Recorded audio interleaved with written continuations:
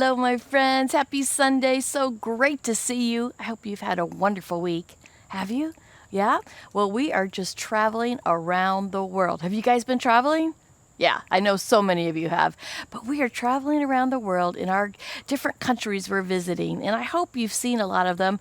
We've seen some really big countries like Russia. We've seen some really teeny tiny countries like Bulgaria and Guatemala, Haiti. Go back on TVC Kids Nashville and look at those if you haven't. But today I'm going to bring you a new country, and it is called India. All right, do you guys know where India is? It's this big green one right there. So it's a pretty big country, and right below it, guess what ocean that is? Any idea? You are right. It's the Indian Ocean. Yes, the Indian Ocean is right there in India. And India is a very it's just an important country, and it has been for a long time. At one time, it was owned by England. What other country was owned by England? That's right, our country, the United States. So they have a lot in common with us that way, but I'm going to show you things that are a lot not in common with the United States, and especially not in common with what we believe as Christians. All right, but let me tell you a little bit about India to start. Our missionary, I've gotten to speak to so many really awesome missionaries who have gone around the world and helped people hear about Jesus. Well, today, the missionary that I talked to, his name is Pax. Cool name, right? Pax. And so he was a missionary as a little boy, and his family, they lived in very different countries, Papua New Guinea down by Australia, that up in Europe, very different places. But then they moved back to the United States, and when they did, his dad would still go to India. And so he would go on trips all the time, back and forth to India. And let's talk about India a little bit. India has 121 different languages. Yeah, that's right. I said it. 121 different languages. How many languages do you speak? I know, maybe one, right? Maybe two if you really. Sometimes three. I know a good friend that speaks about 8. But other than that, I only know one language. But the people of India, in that country, that one country, which is big, but not that big, speak 121 different languages. But one of the countries, because they were owned by England, one of the languages is English. So if you go to India, you probably will be able to speak to people there. All right. Now, Pax, my friend, he didn't want to go to India. And here's a couple of the other reasons why. Well, let's talk about why did England own India. One of the reasons is because they still, to today, they produce over 70%. All right, so if you have 10, that means 70, okay? 7 out of 10, 70% of all the world's spices. Do you guys like spices? I love spices. So if you came to my house, I would cook with lots and lots of spices. But the spice that they use there is called curry. That's the most popular spice in India. And Pax said that one day his dad came back from one of the trips and he said, I'm going to cook you an Indian meal. And so that would naturally be curry. And so he's in the kitchen, he spiced it all up, and they all sat down to eat. And they took a first bite, and they all went running for their water. And even water wouldn't help. They had to get their milk and bread. It was so spicy because he didn't know how to cook with spices, all right? If you go to an Indian restaurant here in Nashville or in your city, they'll ask you, how spicy do you want it? Because curry can be very, very spicy. Another thing that Pax told me about India is it's very crowded, all right? Now, have you guys, what's the biggest city in the United States? You guys know? It's not Nashville. It's New York. You're right. It's New York. And so there's a lot of people there, and it's very crowded. Well, I'm going to take this plate. All right. Can you guys see that? Let's pretend that's the population of New York. So many people, and they're kind of close together. If you've been there, you know it's very crowded, right? Lots and lots of people together. Well, the biggest city in India is called Mumbai. And in that city, there's over 20 times more people in New York, as in New York. So this might be what it looks like in Mumbai. All right, very, very, very crowded. The people are all squished together. There's on the streets you might see cars and motorcycles and cows. Yeah, I said cows. Cars and motorcycles and cows and people all walking and traveling together, bicycles, but very, very, very crowded place. All right? Another thing about India is many of the people are very poor. They often live on what we would consider $2 a day. All right, so they don't have a lot of extra money. A lot of them are craftsmen, which I love. Like my shirt was even made in India, and I've bought earrings from places in India, and I've bought rice from places in India.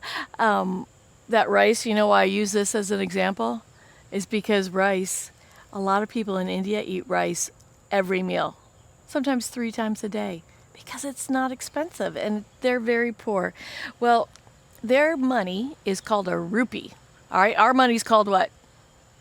$1, right? $1, $5, $10, right? Well, in India, their money is not very valuable.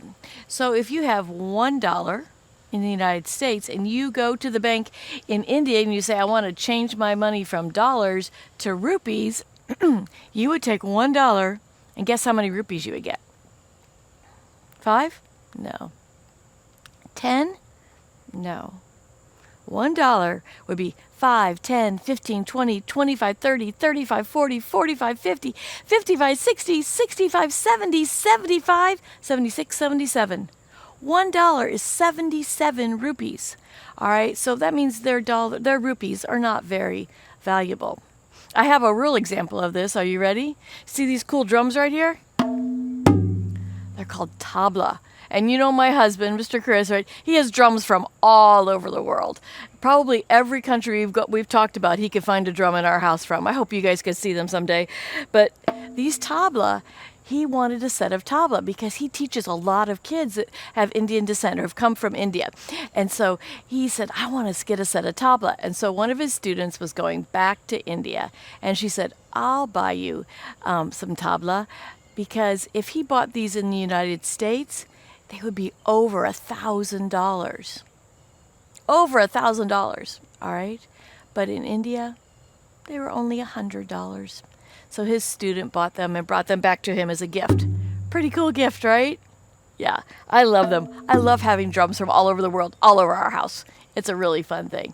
But it just kind of shows you, in India, their money is not very valuable. So they don't have a lot of money. Many of the people don't have a lot of money.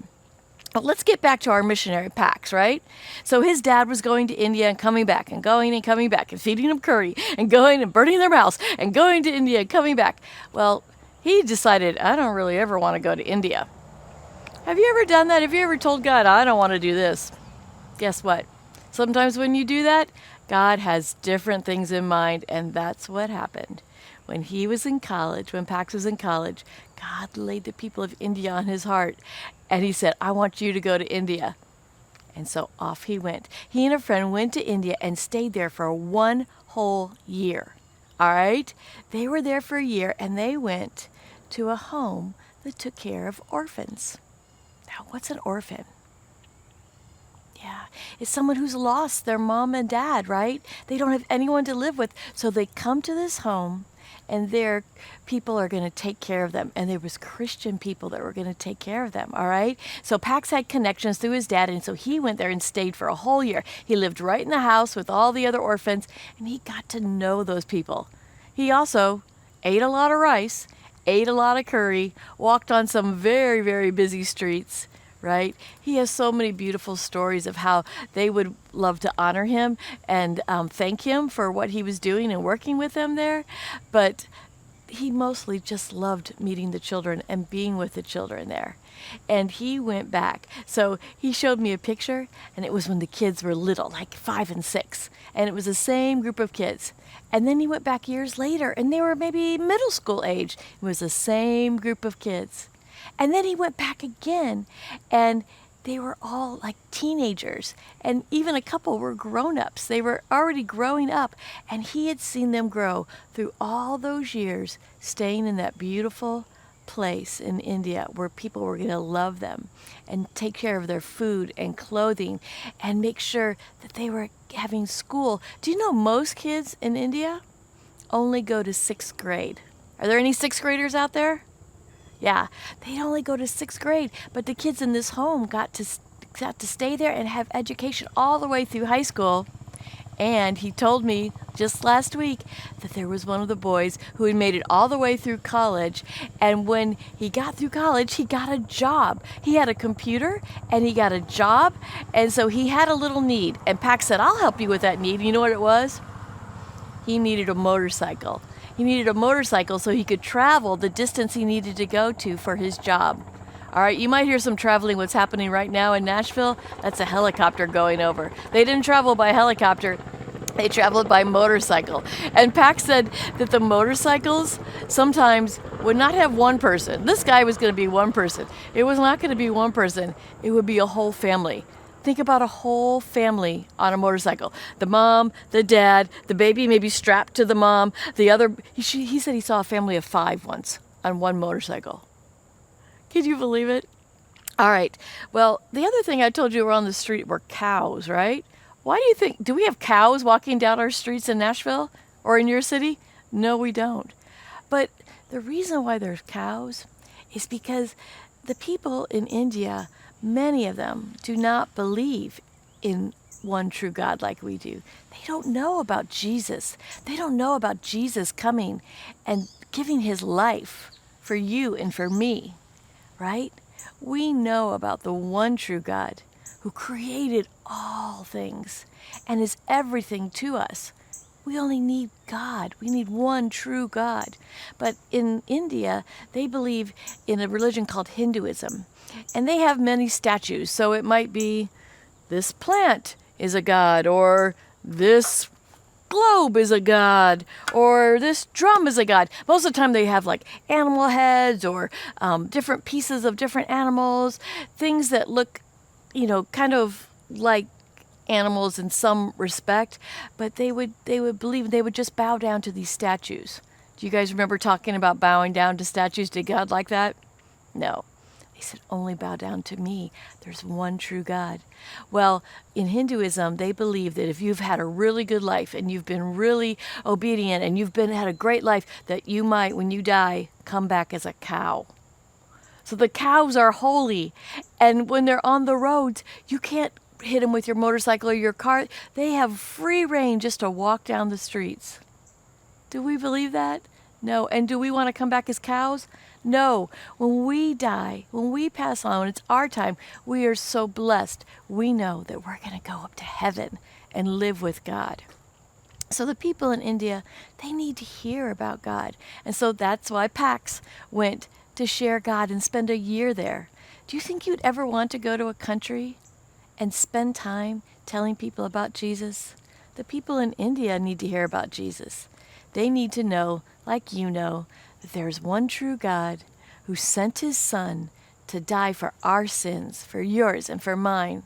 And even all those who will believe, there's one true God, and he is there for you. He's all we need. He's all you need and I need.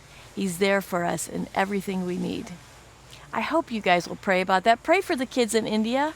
Pray for those people in our own city who need to hear about Jesus. And you guys, I hope that you will have a wonderful week knowing that God loves you and I love you. I love being able to tell you these stories and tell you about all these countries. Go learn more about India. And remember to pray for those and be thankful that we know the one true God. I love you guys. I'll see you soon.